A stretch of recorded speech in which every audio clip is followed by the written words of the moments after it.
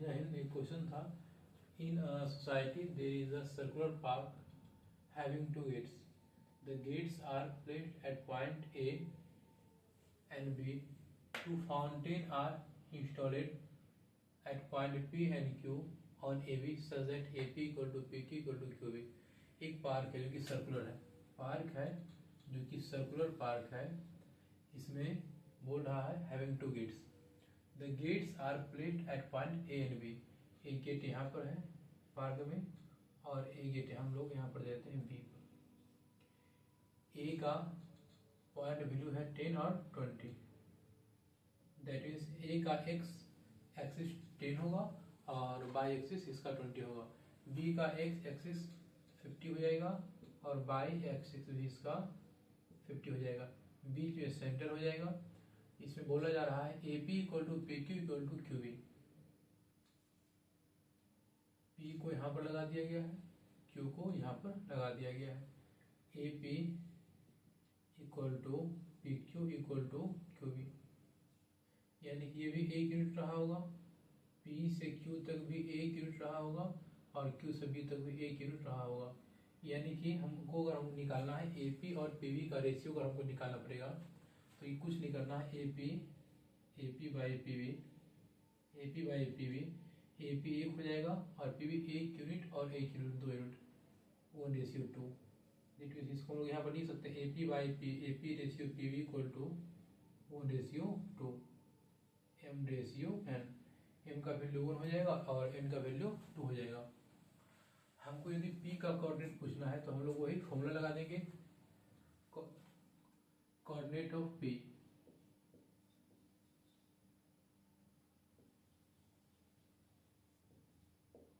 Coordinate of P equal to क्या होगा, M x2 n x1 x coordinate of P m plus n। फिर हम लोग नीचे निकालेंगे बाई कोऑर्डिनेट पी का, तो m कितना हो जाएगा, m इक्वल टू 1 होगा। अच्छा x1 x2 कितना होगा, इसको हम लोग इसको मानेंगे x1 ये बाई 1, ये x2 ये बाई 2। यहाँ पर हम लोग आराम से इसको लिखते हैं x1 equal to 10 by 1 equal to 20, x2 equal to 50 by 2 equal to 50 और m equal to 1 n equal to 2। यही इसी का हम लोग यहाँ पर पुट कर देंगे, m equal to 1, x2 equal to 50, n equal to 2 और x1 equal to 10, m plus n 1 plus 2,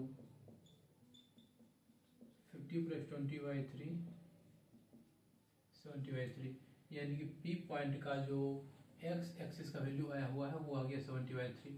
इसी का हम लोग अब निकालेंगे by axis, by coordinate of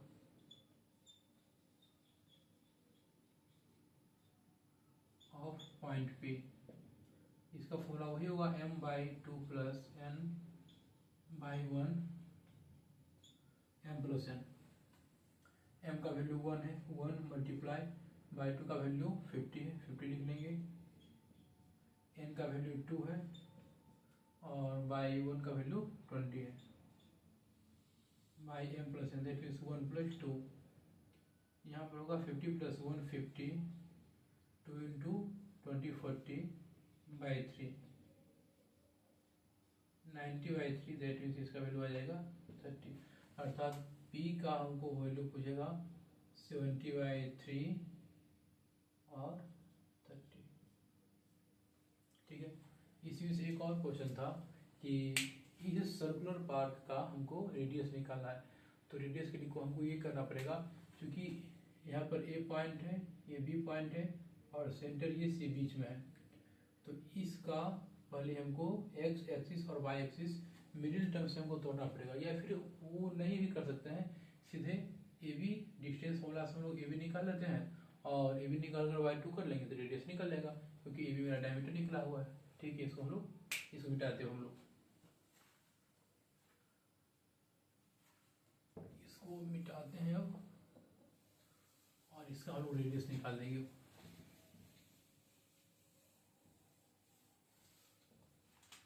ये ए था 10 और 20। ए बी डिस्टेंस फॉर्मूला हम लोग यहाँ पर अप्लाई करते हैं। A B equal to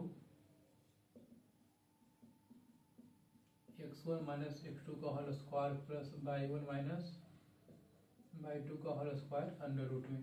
x1 तुम्हारा 10 है, x2 तुम्हारा 50 है का होल स्क्वायर, y1 तुम्हारा 20 है और y2 भी तुम्हारा 50, इसका होल स्क्वायर कर देना है। -40 का होल स्क्वायर प्लस -30 का होल स्क्वायर। -40 का होल स्क्वायर 1600, -30 का होल स्क्वायर 900। माइनस में तो माइनस का स्क्वायर करेंगे तो प्लस में आ जाएगा। 16 और 900 कितना होगा 2500, बाहर निकल कर आएगा +-50। तो निगेटिव हम लोग क्यों लेंगे, निगेटिव तो डिस्टेंस आ नहीं सकता है, पॉजिटिव जाएगा। तो 50 यूनिट हम लोग ले लिए, अर्थात यहाँ से यहाँ तक मेरा डायमीटर 50 है। तो अगर रेडियस पूछेगा, radius equal to A C,